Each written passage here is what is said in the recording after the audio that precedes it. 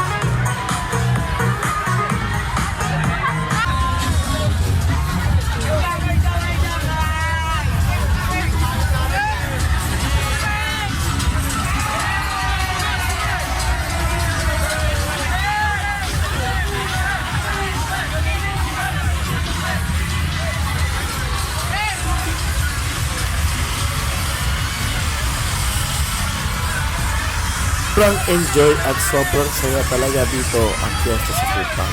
Napakasaya talaga dito.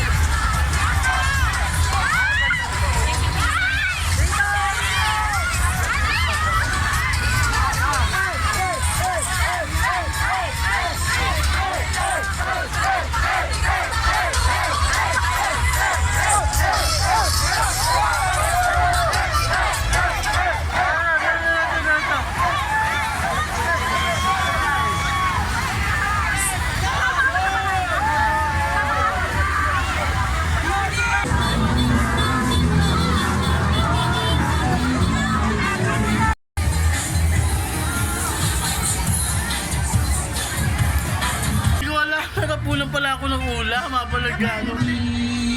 See you on my next video guys. Bye-bye.